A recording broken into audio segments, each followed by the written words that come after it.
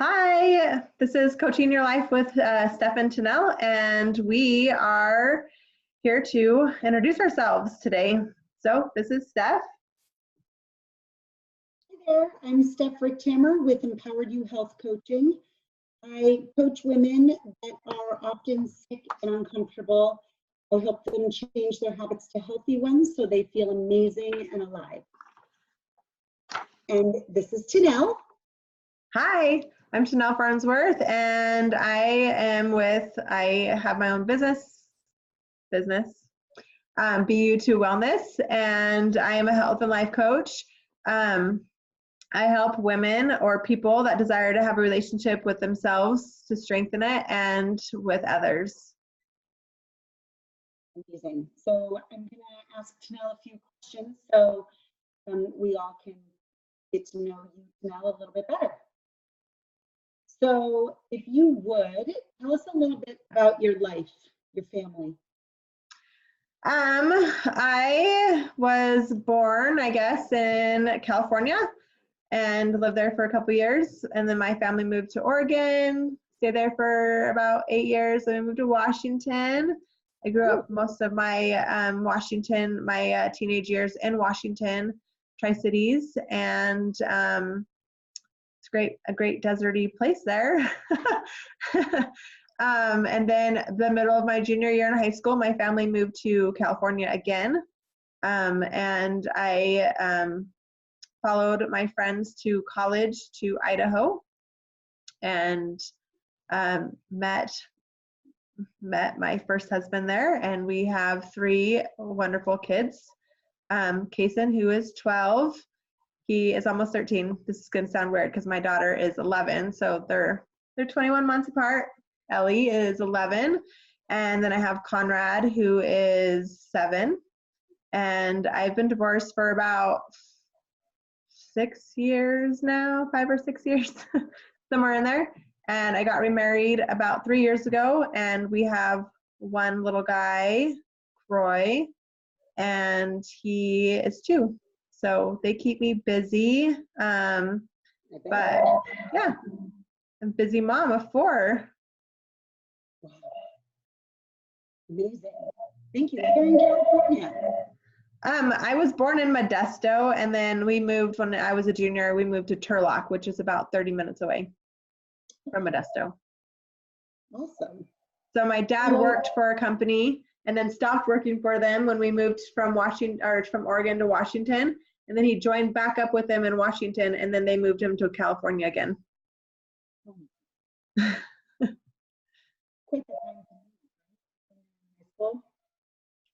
Yeah. That had to be hard. Yeah, moving your junior year, that was a life altering thing for me. I bet. So then I'm curious, how did you get started coaching? I follow this really interesting lady. Her name is Jody Moore. I've been following her, like her podcasts and following her on Facebook and Instagram. And she's a life coach, and she really inspired me to become a life coach. And I really just love listening to her. She's a very, very inspiring person. And I don't know, she just really got me changing the way I do things. And I felt like that was my calling in life, to help other people as well, to change the way that they feel about themselves, change the way that they feel about their relationships, because sometimes it's just like a shift in how you think about things that is very simple, can be very simple, and it can be very hard. Yep. Wonderful. So who is it that you love to help when you're coaching? I really love to help women.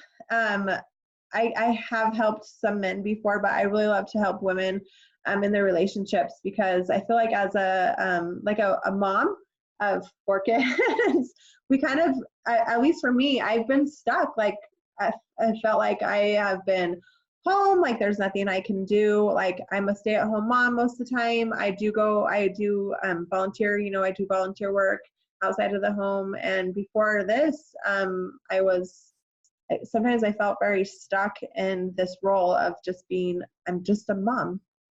That's all I have, you know, I'm just a mom, and the only relationships I really have are with my kids and my husband, and it's kind of limited. Sometimes you can feel a little bit isolated.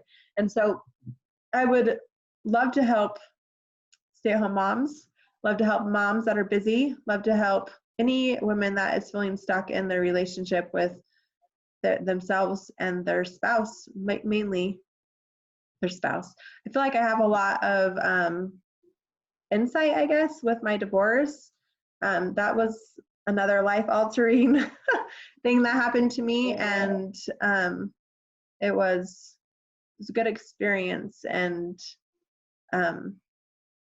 being able to say that I'm grateful for the experience is Probably took some time. It did take some time. And I love that one of the things that you are passionate about is helping women have a relationship with themselves. I think most women don't really consider that a thing. So I think that's spectacular. Yeah, it's true. I don't think I considered it a thing until I started listening to Jody Moore. Because really, I don't know, like it's just something that we just kind of go about our lives doing, and we're just busy moms and busy at work, busy with kids, busy, we're just always on the go, and taking a few minutes to ourselves is very important. Yes. Yes. So I'm curious, what has through your journey, what has kept you coaching? Have you ever felt like maybe, you know, this isn't what you should be doing right now, because being a mom it's all consuming, right? So what's Right. keeping you coaching? I just really like, I feel like I have changed in this process of being a coach. It's changed me in the way I think, and having that that knowing that I can help somebody else and I can help them grow and be a better person is just worth it. Amazing. Awesome. So I have a funny question for you. If you could give any advice to your younger self, what would it be?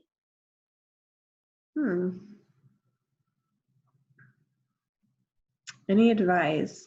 I think, so growing up, my mom would always tell me, this is going to sound really conceited, but I'll get back to it. My mom would be like, you are so beautiful. You are so pretty. She would like always tell me that. And I don't think I ever really believed her. And like looking back, like in high school and stuff, like I never really looked in the mirror at myself. I never considered myself ugly, but I never considered myself beautiful or pretty. And so knowing what I know now about self-talk and game changer. Yeah, for sure. All right. So you would tell yourself to believe your mom? Yeah, I would. I mean, like, I think being like telling yourself that you're beautiful, I mean, I don't know, it's so powerful. It's just so powerful. And telling yourself that you love yourself. I mean, so this is gonna sound weird. And so I'm reading a book, and I never really thought about it, but like, what are the first two commandments? Do you know the first two commandments? Oh my goodness, you're gonna put me on the spot. I hope Yeah. my mom should be so disappointed. Okay, so like the first two commandments are like love thy neighbor as thyself, and to love God, right? Those are the first two commandments. But like, if you really think about it, do you love yourself? Like, do you love yourself as much as you love your neighbor? You know what I mean? And do you love God? Like, so like thinking about and that perspective is kind of different, because if you don't love yourself, then how can you really love anybody else? Super powerful. Yes, very true. Awesome. Well, I hope that younger self in you listens, and your children.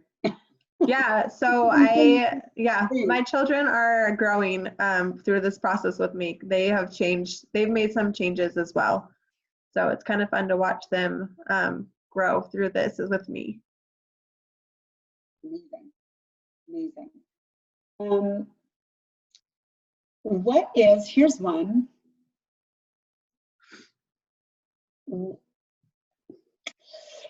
I'm reading the questions, sorry. You're fine. How about an important thing? What do you think the most important thing your children could take with them out into the world?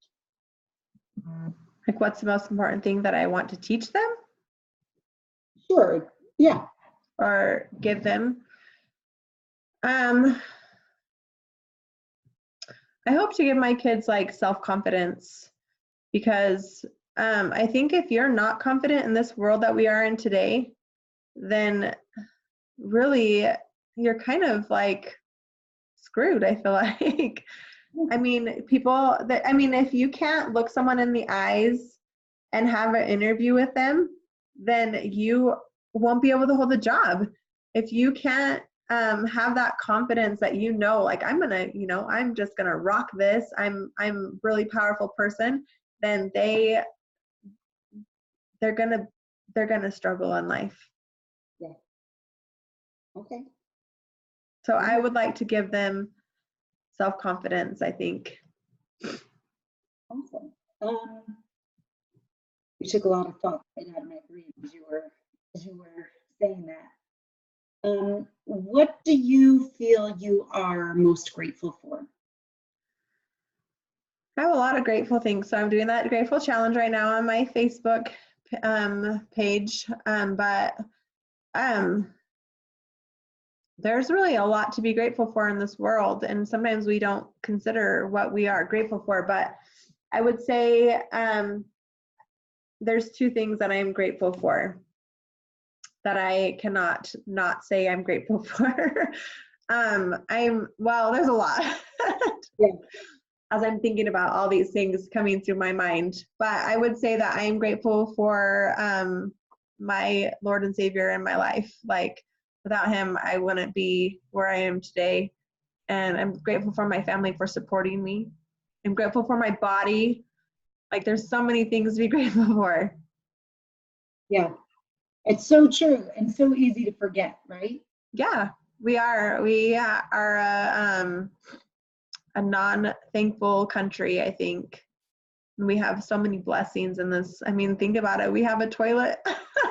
We have a bathroom and running water. We have shelter over our heads, and we really are blessed. We are. Very true. So then here's a question talking about shelter. What is your favorite season? My favorite season? I would most of the time say fall. This fall has been so cold for us here in Idaho. But usually my favorite season is fall, just because the colors, the trees are changing. I just love fall, and I love pumpkin spice and pumpkin anything. I love to eat pumpkin. All right, I just bought a pumpkin today so I can roast it. Nice. And some sage and rosemary to throw on it when I roast it. It sounds yummy. Yes, it's one of my favorite fall meals. Some wild rice. So I'm curious to bring our little interview here to a close. If you have any books you're reading right now that you would recommend. I am reading a book. Where is it? It's called Love Like You've Never Been Hurt Before. I don't know how to say his name, but I believe he is a preacher. And he's like on TV. Okay. I don't know how to pronounce his first name, but it's Franklin is his last name. But that book right now is changing my life and changing the way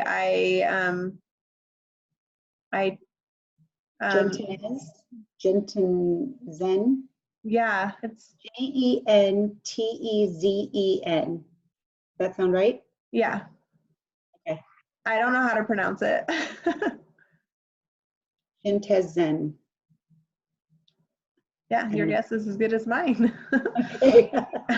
But yeah, he just talks really about like if you are having a hard time and you want to forgive somebody, to be kind and to love, and as much as it might be hard because they might not be accepting to that, but you will just feel so much better.